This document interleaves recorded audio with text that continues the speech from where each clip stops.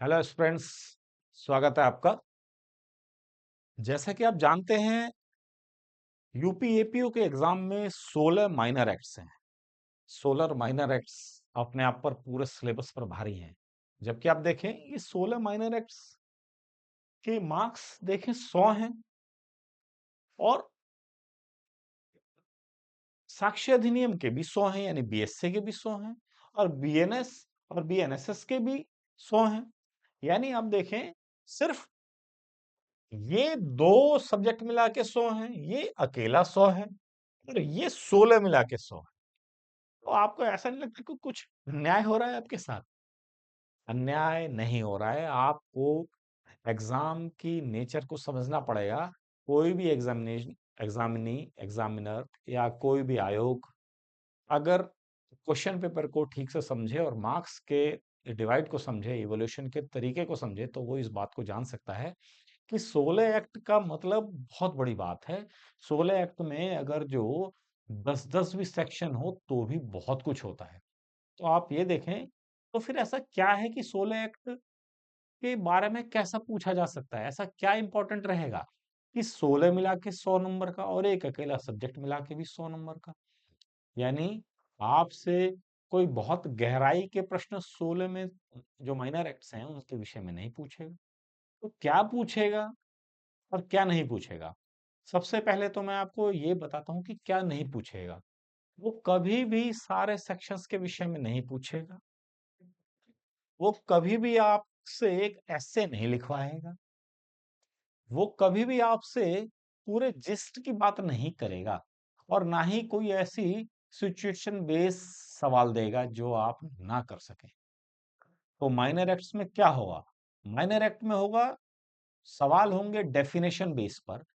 ये डेफिनेशन को डिफाइन कीजिए, या इस डेफिनेशन में क्या दिया है, या इस डेफिनेशन के एसेंशियल इंग्रेडिएंट क्या हैं, या इस एक्ट का ऑब्जेक्ट क्या है। जैसे मान लीजिए, यही बताता, अयोध्या अधिनियम है, आर्म्स एक्ट है, ये पूछेगा भाई इसमें क्या दिया हुआ है, इसकी इंपॉर्टेंस क्या है, ये क्यों दिया गया है, समाज में इसका क्या असर है, ये पूछेगा।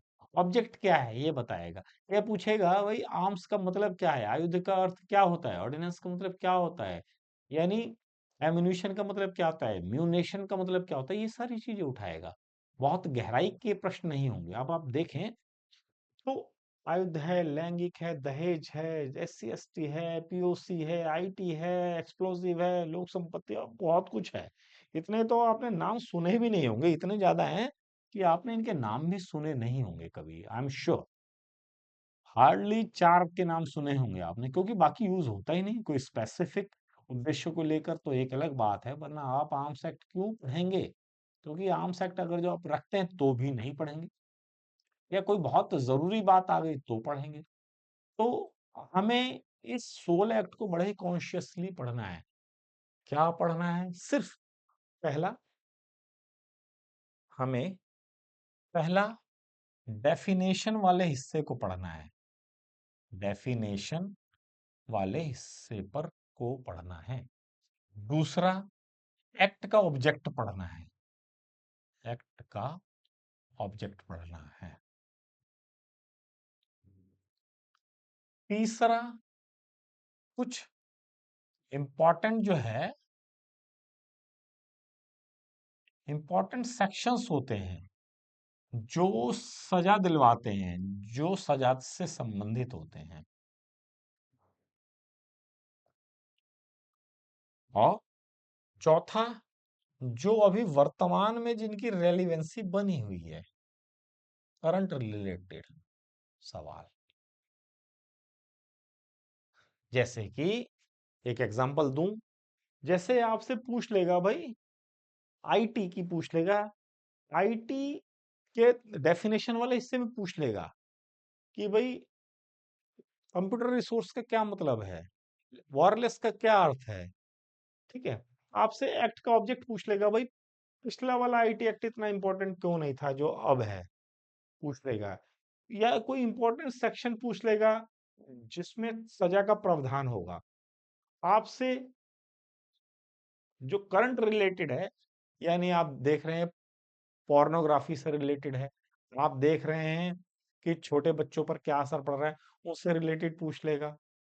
तो ये अभी मैं सवालों पे नहीं जा रहा हूँ, बस मैं ये देख रहा हूँ कि इन्हीं 4 हिस्सों को आप अपने ध्यान में रखिए और ये माइनर एक्ट्स को तैयार कीजिए। अन्यथा आप पूरे में जाएँगे, पूरे एक्ट को देखेंगे तो आप डूब जाएँगे। आप स्वाहा हो जाएँगे, आपका एग्ज़ाम नहीं निकलेगा। इन 16 माइनर एक्ट को पढ़ते आपके 6 महीने बीत चुके होंगे। इसलिए मैं बार-बार एक बार और आपसे अनुरोध है, डेफिनेशन वाले हिस्से को करें। डेफिनेशन वाले हिस्से में भी बहुत ज़्यादा डेफिनेशन में पार्ट में ना जाए, जो समाज में यूज़ होता है या कहीं यूज़ हो रहा है। एक्ट के ऑब्जेक्ट में जाए, भई एक्ट का ऑब्जेक्ट यानी जो बैरक में लिखा है वही नहीं, एक्ट एक्ट का सामान्य ज़िंदगी में क्या ऑब्जेक्ट है। इम्पोर्टेंट सेक्शंस जो सजा के हैं 67 है, जैसे 679 है, 60 69 है, ये सब हैं। और या जो करंट में प्रेवलेंट है, जैसे साइबर अपराध है, जैसे मैंने आईटी का बोला, आईटी एक्ट के विषय में मैंने एक उदाहरण लिया, तो साइबर एक्ट से रिलेटेड जो अपराध हैं, उनके विषय में जाने, उनकी सजा से रिलेटेड जाने, उनकी डेफिनेशन से रिलेटेड जाने और इस पूरे एक्ट का ऑब्जेक्ट क्या है ये जाने। ज़्यादा डीप में जाएंगे तो आप डीप हो जाएंगे, आपकी बत्ती बुझ जाएगी। तो 16 बैरक्ट को इस तरीके से देखें, इस तरीके से सॉल्व करने की कोशिश करें। धन्यवाद।